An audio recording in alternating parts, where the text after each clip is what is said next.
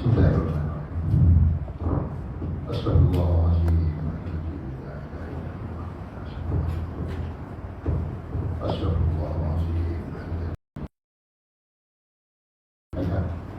A'udzubillahi minasyaitonir rajim. Bismillahirrahmanirrahim. Alhamdulillahil alamin arrahmanir rahim maliki yaumiddin.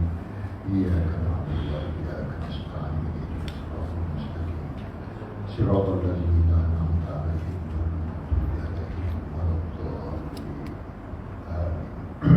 Assalamualaikum warahmatullahi wabarakatuh.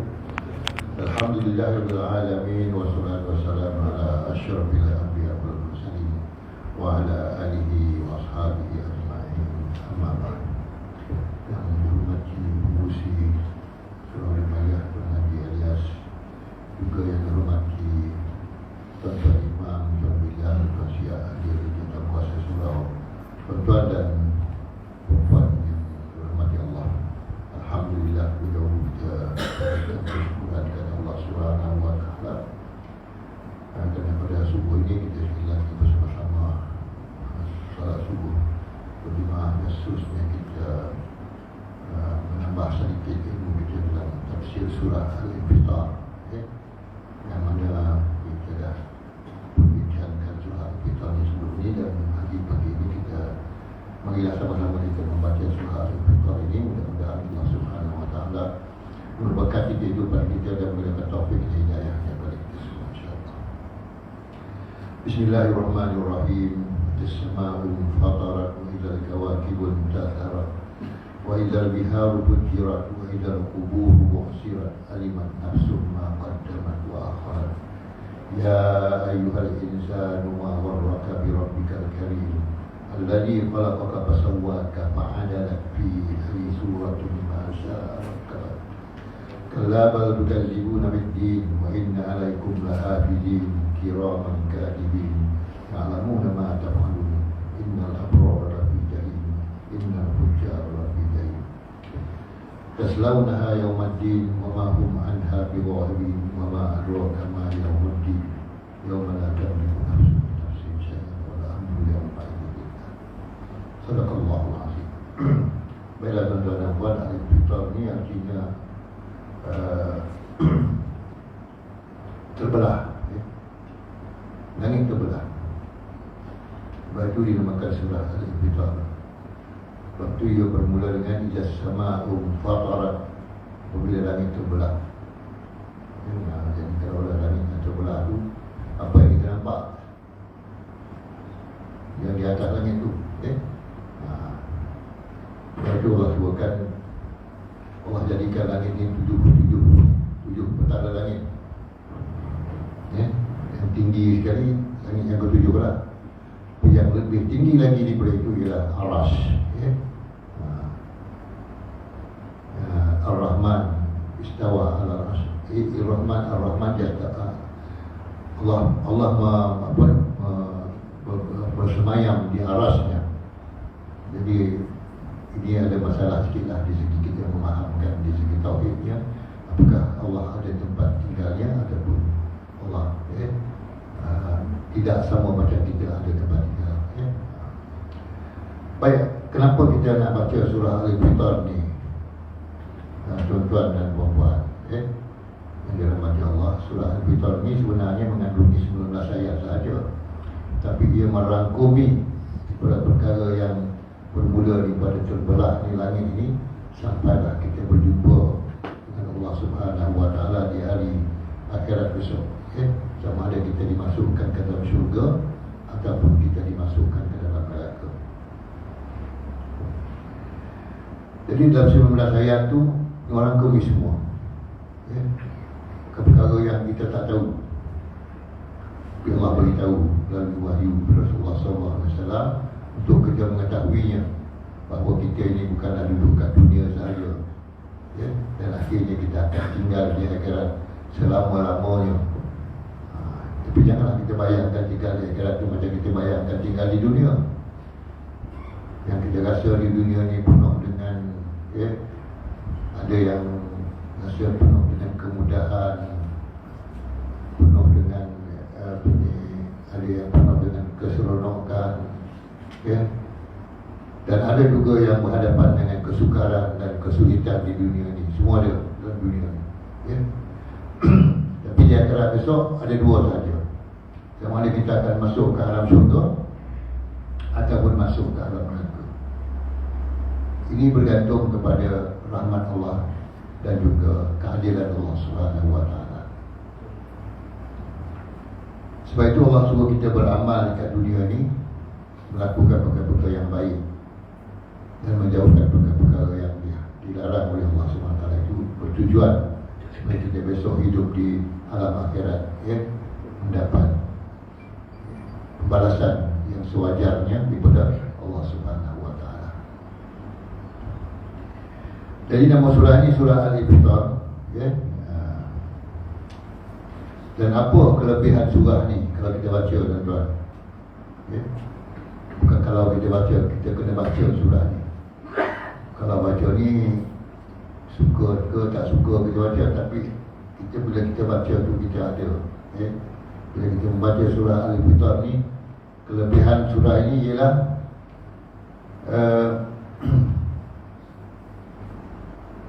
di antaranya ialah seperti mana yang disabdakan oleh Rasulullah sallallahu alaihi wasallam, ya, yang ditakhrijkan oleh Abdullah bin Umar, yang disampaikan oleh Abdullah bin Umar.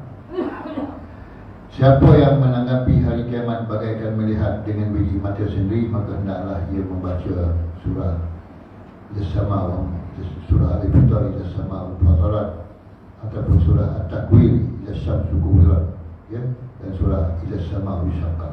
Siapa nak lihat, nak rasa macam nampak apa?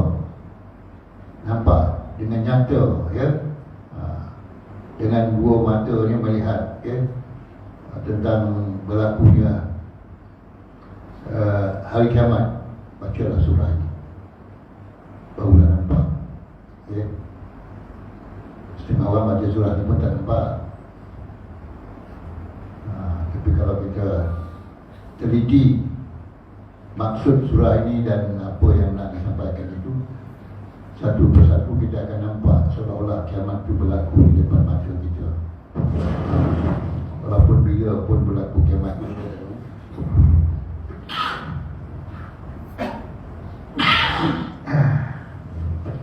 bila berlaku kiamat kita tak tahu, tapi bila kita baca surah ni, seolah-olah kita nampak kiamat itu sedang berlaku.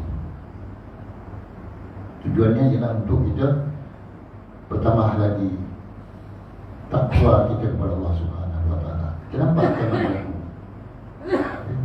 Orang lain tak nampak sebab dia tak baca surah ni. Tapi kita nampak sebab kita mungkin hari-hari kita baca, ataupun kita baca dalam solat kita, Allah nampakkan peristiwa kiamat itu berlaku. Itu yang disabdakan oleh Rasulullah SAW. Dan An-Nasai menyebutkan bahawa di dalam Bukhari dan Muslim sebutkan bahawa hadis yang berpunca daripada Jabir bin Abdullah mengatakan bahawa suatu ketika Mu'adz bin Jabal bersemayam Isyak dengan memanjangkan bacaannya, Rasulullah SAW berkata, apakah kamu wahai Mu'adz nak menimbulkan fitnah membaca ayat terlalu panjang? Ini satu yang kita nak ambil pengajaran lah. Ada peristiwa di mana Rasulullah menegur Mu'adz bin Jabal kerana membawa menjadi imam solat tapi bawa ayat yang panjang-panjang, ya? Ayat yang panjang-panjang. Maka kata Rasulullah, bila kita solat, bacalah ayat-ayat yang sederhana panjang, ya? Antara ni ialah surah Al-Infitar ini, kemudian surah Ad-Duha, kemudian surah Al-A'la, ya? Dibayar, bacalah ayat-ayat yang sederhana panjang. Jangan baca ayat yang panjang-panjang sangat, ya? Kalau solat Maghrib, kita tahulah waktunya pendek, ya. Ini solat Isyak. Bila kita baca surah yang panjang ini mungkin, ya, menimbulkan fitnah. Sebab itu dalam hadis sebutkan, ya Mu'adz, apakah kamu nak meletakkan fitnah bila kamu baca surah yang panjang ini? Kemudian bacalah surah yang pendek-pendek, yang ringkas-ringkas, bukan ringkas tapi sederhana panjang. Jadi dua perkara yang kita nak tahu tentang surah Al-Infitar ni. Pertamanya bila kita rajin baca surah Al-Fitar, kita akan nampak bayangan seolah-olah kiamat itu berlaku depan mata kita. Ya. Yang kedua, surah menggalakkan kita baca surah-surah yang sederhana macam seperti ini, ya. Daripada kita membaca surah-surah yang panjang yang menimbulkan fitnah. Ya. Baca surah jadi imam sembahyang Isyak, kita baca surah Al-Baqarah tuan-tuan. Kalau surah Al-Baqarah ni berapa lama ni? Kita tak sampai makam tu tuan-tuan, ya. Makam macam Sayyidina Osman. Sayyidina Osman dia baca lepas Isyak tu sampai subuh. Dia baca Quran tu. Lepas baca Fatihah tu dia baca surah sampai subuh pun habis. Kita tak sampai nak makam macam tu, ya. Tapi kalau setakat kita baca surah Al-Duha ni pun tak cukup. Lepas Fatihah baca Al-Duha. Tak salah, ya. Bukan tak salah apa. Kita memudahkan orang lain. Macam-macam ada orang lain ni nak pergi kerja lah, nak pergi jemput anak lah, sekolah lah, ya. Nak pergi mesyuarat lah, nak pergi jemputan kahwin lah, ya. Jadi kita buat panjang-panjang di bulan Isyak tu sampai ke subuh kita baca ayat Quran. Jadi bukan maknanya kita tak boleh, bukan tak khusyuk. Bagi setengah orang dia suka tu baca tu. Macam solat tarawih, ya, tarawih di Masjidil Haram, satu juzuk setiap malam. Bagi orang yang nak menikmati bacaan surah yang panjang di Masjidil Haram, itu adalah terbaik lah. Tapi kalau kat masjid-masjid, kat surah-surah biasa ni, bacalah surah-surah yang pendek. Kalau baca surah yang panjang ni, kalau orang Arab ni memang dia bila baca tu dia seolah-olah mengkisahkan sesuatu yang dia faham. Okay. Jadi kalau kita tak faham, baca surah yang pendek-pendek. Okay. Itu antara nasihat Rasulullah SAW bila kita jadi imam. Sederhanakanlah bacaan surah kita tersebut. Okay. Ada orang lagi sederhana. Kalau saya dengar itu ada orang sebutkan kaitan dengan orang baca asalkan baca surah dia selepas baca Fatihah. Ya, lepas baca waladdallin amin. Dia baca apa? Bismillahirrahmanirrahim, nun wal qalam. Lepas tu rukuk. Orang tak habis lagi baca Fatihah, kita lepas pendek sangat dah pula. Ya. Dia baca ataupun Yasin, terus dia rukuk. Kita masih baca Fatihah lagi kan? Sebab tu janganlah terlalu pendek dan janganlah terlalu panjang, ya. Baca surah dan sabda yang menyebutkan khairul umur awsatuha, sebaik-baik urusan hendaklah sederhana. Itu peringatan yang disampaikan Rasulullah SAW. Baik, surah Al-Fitar ini 19 ayat. Kemudian kita pergilah kepada apakah pedoman hidup yang dapat kita ambil daripada surah Al-Fitar ini. Yang ada kitab tu satu-satu lah, muka surah satu-satu. Apakah pedoman hidup dan hukum hakam yang kita dapat ambil daripada surah ini? Yang pertama sekali ialah Allah Subhanahu Wa Taala menyuruh kita agar tidak lalai dengan kelembutan dan kemurahannya, dan supaya kita berfikir tentang tanda-tanda kebesaran. Jangan lalai dengan kelembutan dan kemurahan Allah Subhanahu Wa Taala. Walaupun kita buat maksiat, ya, tapi jangan kita fikir tak ada apa pun balasan dia, tak ada pun kedai saya rugi, ya. Jangan kita lalai. Kadang-kadang apa yang kita buat itu yang dipanggil istidraj. Apa makna istidraj? Allah Subhanahu Wa Taala bagi apa? Macam kita sekarang bagi tali lah, bagi. Lepas tu tarik sekali.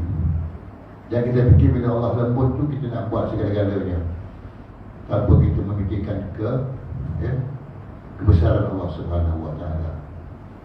Kemudian yang kedua, perasaan tidak takutkan Allah Subhanahu Wa Taala serta berani kufur dan melakukan maksiat timbul kerana manusia mendustakan pembalasan dan hisab pada hari kiamat.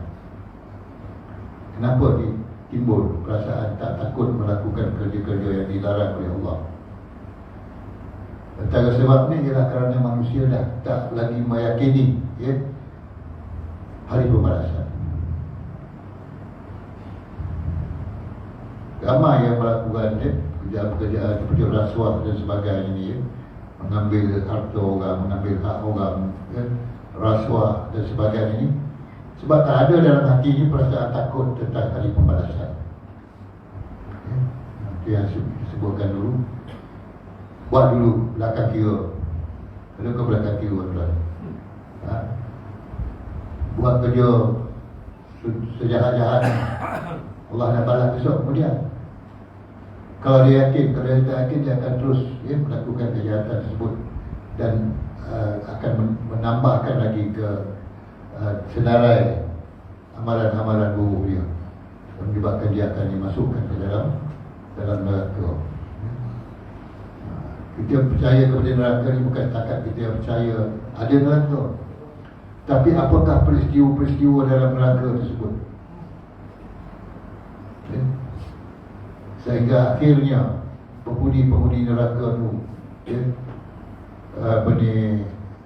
memohon kepada malaikat Malik supaya dia diringankan. Malaikat Malik tak jawab selama 40 tahun permintaan ahli-ahli neraka. Allah pun tak jawab. Yang akhir sekali manusia yang penghuni neraka ni merayu kepada Allah SWT. Allah tak jawab. Sampai dikatakan lama ni Allah tak jawab tu 2 kali umur dunia ni. Dunia ni sekali pun belum lagi kan. Tapi 2 kali umur dunia ni baru Allah jawab.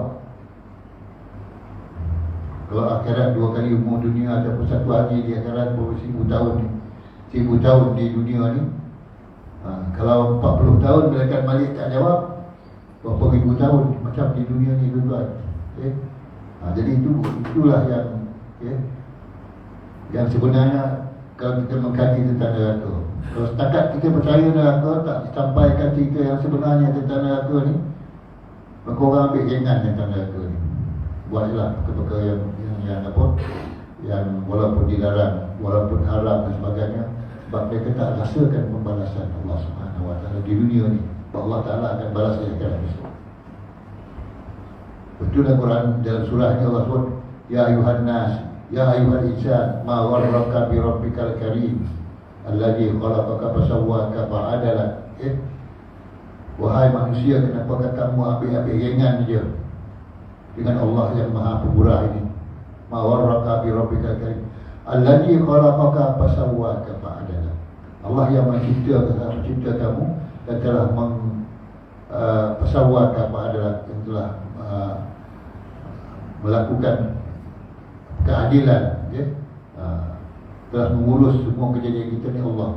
Tapi kita kita ambil ringan saja kerana hukum Allah.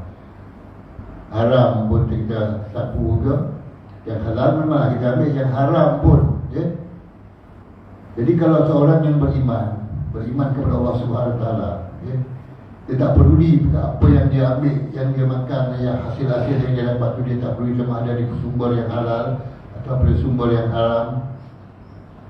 Dia tak peduli tentang haram yang dia lakukan juga, maka dia seolah-olah mengisi tubuh dia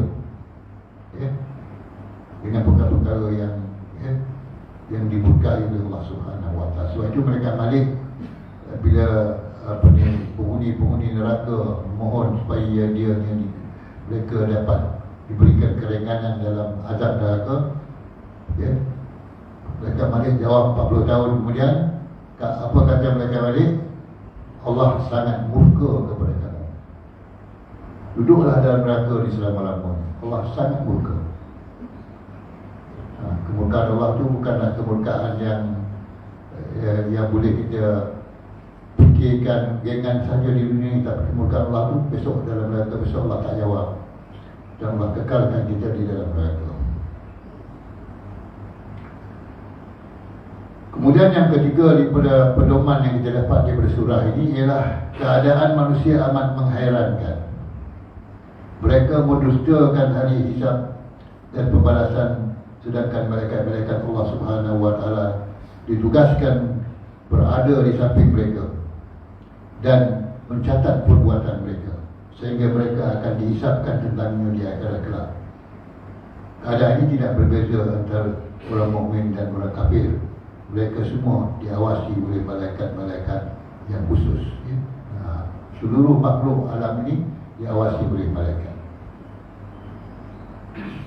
Terutama sekali kita orang mukmin ini yakin malaikat ada di samping kita, dan telah diberitahu kita ada 10 malaikat tu, malaikat yang berapa tu, yang malaikat rakib dan malaikat atid ada di kanan dan kiri kita untuk mencatatkan kebaikan dan keburukan yang kita buat semasa di dunia ini. Jadi bukan makna Allah SWT tak boleh mengawas, tapi untuk menunjukkan keadilan Allah, sebab semuanya akan jadi saksi besok di akhirat. Jasad kita akan jadi saksi pada diri kita di akhirat besok.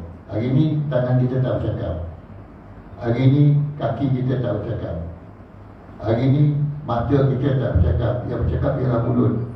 Tapi di akhirat besok semuanya akan bercakap, tetapi mulut tak bercakap.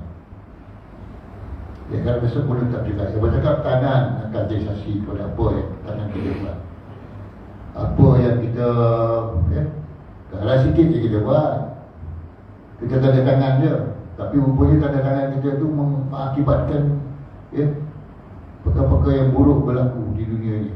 Hanya kita tanda tangan je sikit. Tentang pemimpin negara dan sebagainya, menandatangan ni satu keputusan yang mengakibatkan peperangan berlaku, dan banyaklah yang terbunuh dalam peperangan tersebut. Tanda tangan tu je sikit, tapi akibat dia. Jadi perkara seperti inilah di mana manusia itu sentiasa diawasi oleh para malaikat. Kadang-kadang ada juga perkara-perkara yang apa, yang orang Islam ataupun orang kita cakap kaitan dengan penjagaan malaikat ni. Ada waktunya ada malaikat jaga kita. Tengahnya bila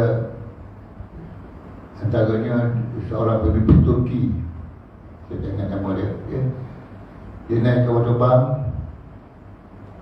dan waktu itu kapal terbang mula mengalami kerosakan, dan dia bernazar semasa berniat masa keterbang terosak, kalau dia selamat dia akan menegakkan syariat Islam di negara Turki. Semua orang mati dalam penerbangan tersebut. Yang jatuh dia seorang dia hidup. Saya tak ingat nama dia. Ini baru berlaku semasa zaman Gamal Ataturk lagi. Jadi Allah saya tahu, dan malaikat jaga. Malaikat jaga, dan dia tidak musnah seperti orang lain, tidak hancur seperti orang lain, sebab dijaga oleh mereka. Kadang-kadang kita percaya juga ke tuan, kat rumah kita jatuhlah cucu kita kat tangga tu, sikit pun tak apa-apa. Bahkan Datuk yang kata, nasib baik ada malaikat jaga. Dia tak nampak malaikat, tapi dia yakin malaikat jaga anak tu selamat. Macam-macam lagi bahaya-bahaya yang ada, tapi oleh kerana adanya Allah, pengawasan Allah dan adanya penjagaan malaikat, maka ada perkara-perkara yang diselamatkan oleh malaikat. Terutama sekali bila berlaku peperangan antara orang Islam dengan orang kafir, pada masa peperangan Uhud, peperangan Badar, ada malaikat bersama-sama dalam perang tersebut. Mereka sama-sama dengan orang Islam, sehingga tentera-tentera kufur Quraisy dalam peperangan Badar, dia kata, kami sangat takut bila nampak penunggang kuda yang berjubah putih. Sangat takut. Ini bantuan daripada Allah SWT kepada umat Islam pada waktu itu. Begitu juga dalam peperangan Islam tentang orang-orang kafir dan komunis, ada orang Islam yang dibantu, yang datang malaikat menjaganya, membantunya. Itu juga yang berlaku dalam negara kita. Bila berlaku peperangan di antara komunis dengan orang Islam, maka Allah bantu, ya, orang Islam ini dengan cara yang tak diketahui oleh orang-orang kafir. Malaikat datang bersama-sama, ya. Jadi walaupun orang kafir memakai senjata-senjata yang canggih, orang Islam pakai pagar saja, tapi dengan kehendak Allah SWT, orang kafir tidak dapat menewaskan orang Islam, ya.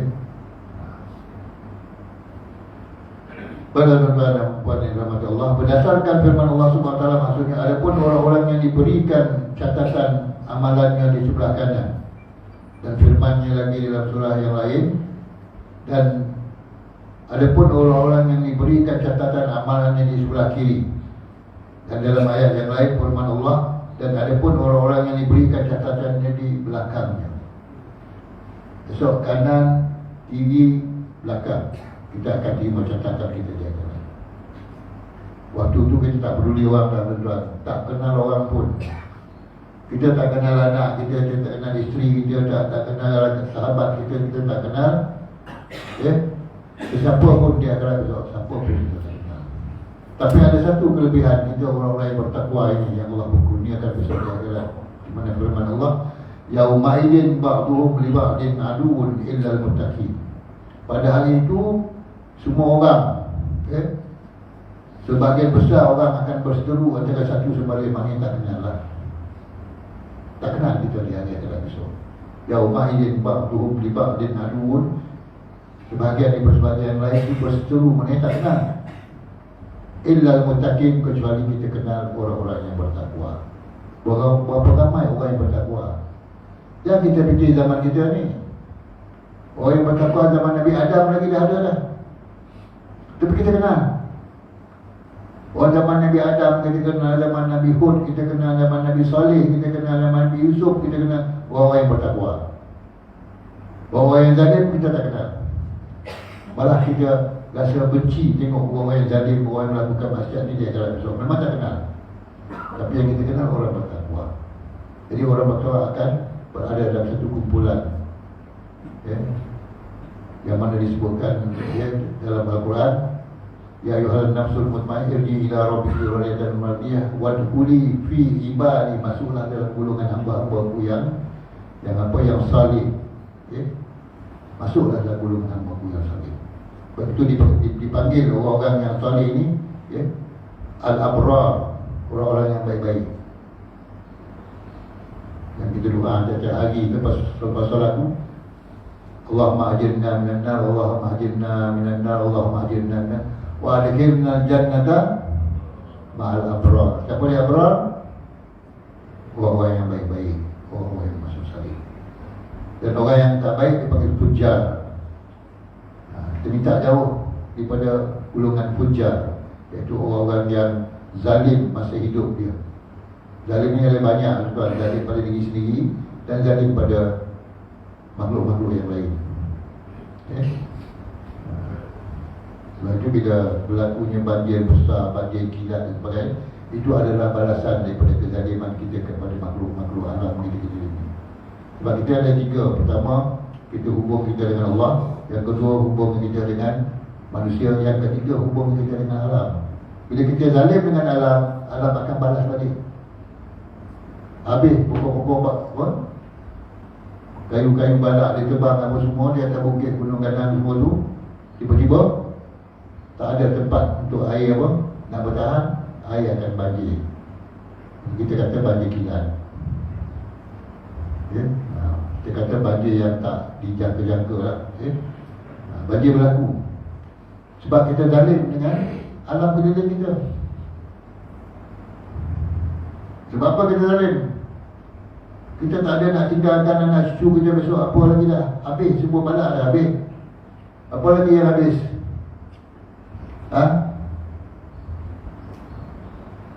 Kita juga zalim pada binatang, ya. Bila pokok-pokok hari dalam hutan tadi tebang habis, haiwan-haiwan binatang tu nak makan apa? Monyet nak makan apa? Beruk-beruk dalam hutan tu nak makan apa? Akhirnya besok tuan-tuan, gajah pun masuk dalam kampung kita. Tak ada apa nak makan. Siapa nak makan? Harimau, singa semua akan keluar. Tak ada lagi. Hutan kita dah habis. Kita lah pula dibahamnya. Boleh jadi tak agaknya? Boleh jadi kan? Sebab pembalasan daripada kezaliman kita tu Allah akan tunjukkan di dunia, ya? Bukan tunjukkan semua di dunia, tapi yang akhir sekali akan besok, iaitu yang akhir sekali Allah akan siasat orang-orang yang zalim di dunia ni, akan disiasat habis-habisan di akhirat besok. Tapi di dunia kita dapat dah sikit-sikit, ya? Walaupun haiwan-haiwan tersebut tak mampu untuk bersaing dengan kita, ya? Tak mampu nak berperang lah dengan kita. Kalau singa keluar ke, harimau keluar ramai-ramai, banyak-banyak ke, gajah keluar, kita boleh atasi mereka, ya? Kalau nak berperang lah dengan manusia ni, memanglah haiwan-haiwan pun akan kalah. Tapi kalau mereka musnahkan tanaman kita, ya? Musnahkan kampung halaman kita. Dan banjir juga ada satu, ya? Satu yang Allah hantarkan untuk sebagai apa? Sebagai satu pembalasan kepada apa yang kita lakukan terhadap alam keliling kita. Sebab itu kezaliman kita sebenarnya diawasi oleh Allah Subhanahu Wa Taala. Allah tahu, ya, kita zalim.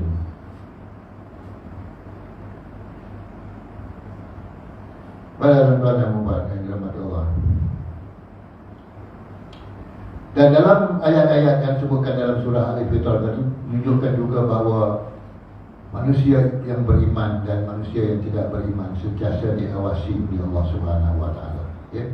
Menunjukkan bahawa orang-orang kafir juga mempunyai buku catatan amalan mereka dan mereka diawasi oleh malaikat-malaikat yang khusus, ya. Jadi orang kafir pun sentiasa, ya. Orang kafir ni kalau kita melihat kepada usaha-usaha ataupun amalan-amalan mereka ataupun kepada kejahatan-kejahatan mereka, seolah-olahnya mereka ni memang selepas iblis, sebelah syaitan, mereka lah yang nombor 3 ataupun nombor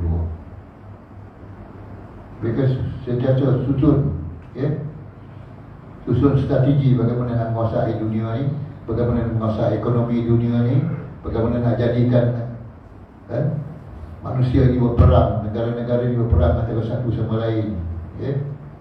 Sentiasa berperang. Sebab apa? Mereka nak monopoli di segi perdagangan, persenjataan. Yang kedua, mereka nak, ya, nak monopoli hasil-hasil, terutama hasil minyak. Sebab itu propaganda mereka terhadap Iraq tak ada apa-apa pun, tapi mereka masuk ke Iraq. Mereka sanggup bunuh. WTC di New York tu, mereka sanggup hancurkan dan matikan, bunuh 3,000 orang. Sebab mereka nak propagandakan bahawa itu adalah perbuatan orang Islam. Ini mereka dapat Iraq. Akhirnya mereka masuk Afghanistan. Akhirnya mereka bunuh Libya, pemimpin Libya. Akhirnya mereka bunuh pemimpin Iraq, orang Islam semuanya itu. Sebab mereka nak memiliki harta kekayaan yang ada di negara tersebut, ya. Dan kita tahu Afghanistan adalah golongan mujahidin. Siapa dia mujahidin di Afghanistan? Adalah kumpulan yang ditaja oleh Amerika juga, tuan-tuan, ya, untuk mengalahkan Rusia. Sebab mereka gunakan rakyat Taliban mujahidin tu, ya, mereka taja dan Rusia mengalah, mereka masuk pula, ya. Jadi ini semua adalah permainan politik dunia sebenarnya. Inilah yang dikatakan kezaliman orang kafir yang akan dibalas besok di akhirat dengan neraka kekal selama-lamanya. Dan mereka merayu kepada Allah Subhanahu Wa Taala 5 kali rayuan. Yang akhir sekali Allah tak jawab, melainkan selepas, ya, lamanya baru dijawab. Lamanya berapa lama? 2 kali umur dunia baru dijawab. Kekallah kamu dalam neraka, ya. Kalau mereka nak merayu pada malaikat malik tak ada kuasa. Tapi merayu pada Allah, Allah kata kekallah kamu dalam neraka. Janganlah minta-minta lagi, ya, merayu-merayu lagi, ya. Baik. Ditanya kepada Sufyan As-Sauri, ini seorang ulama at-tabi'in, ya. Kalau Sufyan As-Sauri ini kita tak boleh panggil radhiyallahu anhu, rahimahullah, yang telah dirahmati Allah Subhanahu wa taala. Bagaimana mereka tahu bahawa seseorang hamba itu ingin melakukan kebaikan atau kejahatan? Ulama tabi'in ini, tuan, ya. Sufyan As-Sauri ini.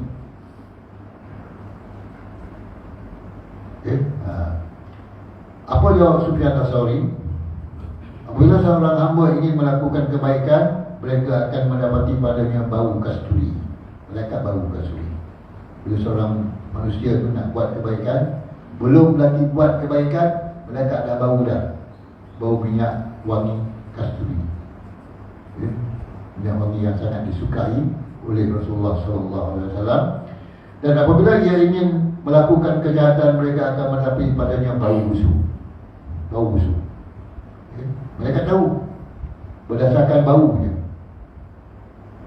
Mereka tahu tentang manusia yang nak buat kebaikan, baunya wangi. Kita wangi ni banyak, tuan, ya? Dulu saya ada sebutkan tentang seorang banduan yang nak dihukum gantung. 4 tahun lagi dia nak kena hukum gantung, dia dah beramal salih sehebat-hebatnya, ya? Baca Quran, berzikir, ya? Puasa pada Isnin, Khamis, puasa dan semua amal-amal ibadat dalam taubat sebanyak-banyaknya dalam penjara tu. Dan bila dia nak mati, orang yang ada kelilingnya bau wangi pada banduan yang nak digantung ni, berbau wangi, ya? Sebab dia tahu itu menandakan taubat dia dah diterima oleh Allah SWT. Dia bertaubat dalam penjara, ya?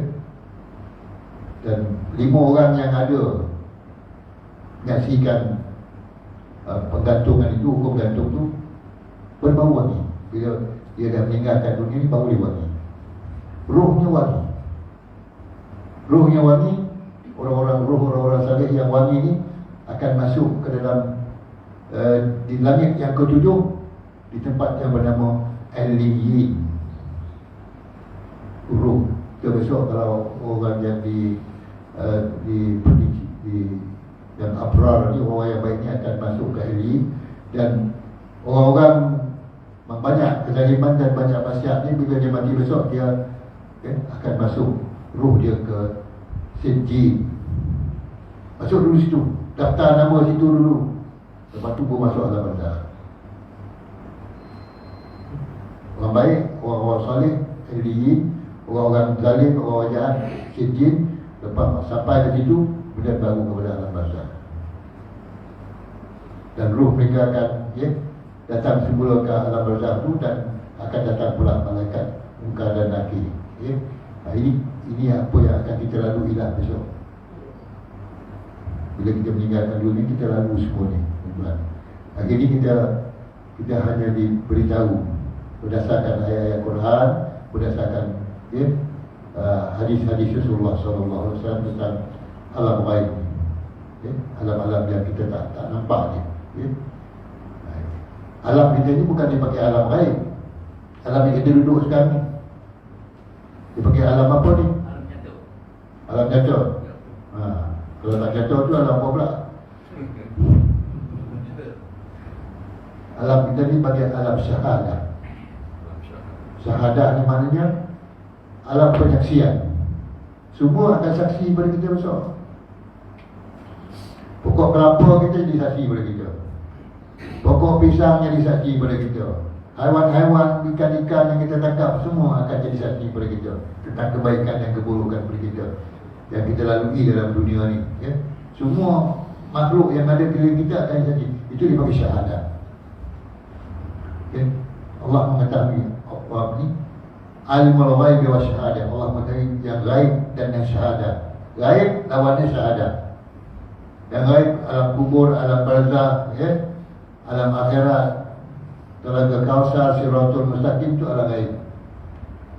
Kita ni alam syahadah. Nampak, ya? Baik, akhirnya tuan-tuan dan puan yang dirahmati Allah, ditanya kepada Sufyan Sauri tadi, kalau seorang manusia tu nak melakukan kebaikan, mereka dah terbau bau minyak kasturi, wanginya seseorang tu. Okay. Bila kita nak batu orang-orang yang berniat, bila kita niat saja nak buat baik, kita dapat pahala lah. Okay. Niat saja nak buat baik. Tapi kalau kita niat nak buat jahat, belum dituliskan dosa lagi. Bila niat nak buat baik, dah dituliskan dah. Okay. Pahala dulu. Tu belum buat baik ni, sebab mereka dah tahu dah bau wangi dah nak buat baik ni. Niat aja dulu, dah dapat pahala. Maksudnya niat juga, lepas tu buatlah. Niat nak semayang, tapi tak semayang tak ada juga. Ya? Niat dia nak puasa, tapi tak puasa, tak dikira. Ya? Lepas tu Rasulullah kata, innamal a'malu binniyat. Sesungguhnya semua amal-amal tu mula dengan niat. Okay? Wa kullu amrin ma nawa. Setiap perkara itu apa yang kita niatkan.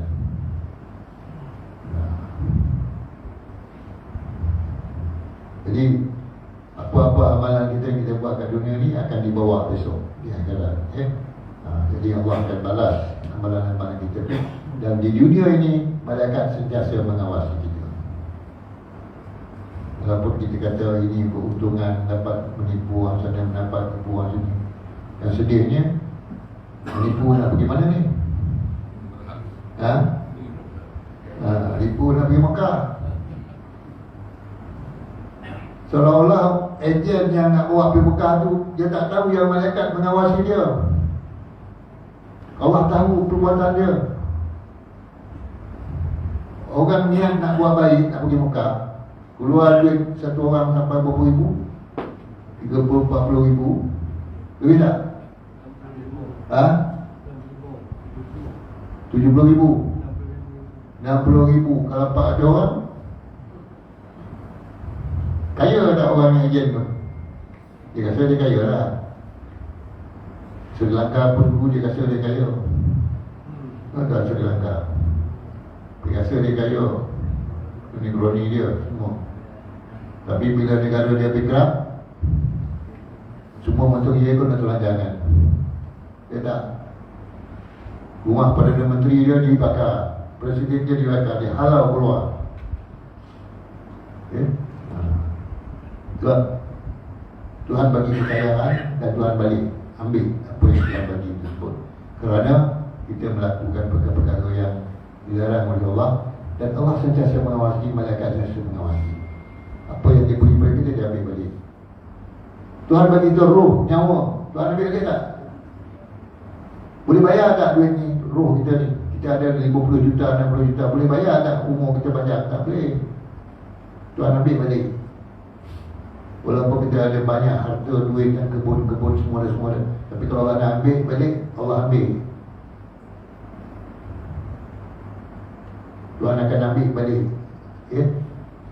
Sampai pada peringkat yang akhir sekali, Tuhan ambil balik roh kita. Lepas itu bila roh kita diambil, kita kena bersyukur kepada Allah SWT. Kita bersedih, kita bersyukur. Inna lillah wa inna ilaihi raji'un. Sesungguhnya kita datang kepada Allah, dan kepada Allah kita kembali. Sebab kita tidak ada hak pada diri kita, kita tidak ada hak pada roh kita, dan kita tidak ada hak pada dunia ini. Yang memiliki dunia ini adalah Allah Subhanahu wa ta'ala. Allah boleh bagi kita dekat mana yang Allah dah tentukan. Innallaha ala kulli syai'in qadir. Sesungguhnya Allah setiap sesuatu itu ada kadar dia. Setiap orang tu ada kadar dia. Ya? Bukan semua dia dapat, ada kadar dia. Innallaha ala kulli syai'in qadir. Dan Allah ambil balik. Ya? Itulah kita kena yakin dengan hari pembalasan. Dan fikir apa yang kita buat hari ini tak dicatat oleh malaikat. Malaikat sentiasa mencatatkan. Sekarang itulah dulu tuan-tuan dan puan. Mudah-mudahan Allah SWT memberkati kehidupan kita dan menjadikan topik hidayah kepada kita semua, insyaAllah. Bismillahirrahmanirrahim. Alhamdulillahirrahmanirrahim. Wassalatu wassalamu ala asyrafil anbiya'i wal mursalin wa ala alihi wa ashabihi ajma'in. Allahumma zubna ya Rabbi fahman nabiyyi wal mursalin walham malaikatul muqarrabin fi abdika ya arhamar rahimin. Rabbana atina min ladunka rahmah wa hayyi lana min amrina rashada. Rabbana atina fid dunya hasanah wa fil akhirati hasanah wa qina adzabannar. Wa sallallahu ala sayyidina Muhammad wa ala alihi washabihi ajma'in. Subhana rabbika rabbil izzati amma yasifun wa salamun ala al-mursalin walhamdulillah. Taqabbalallahu minkum. Assalamualaikum warahmatullahi wabarakatuh.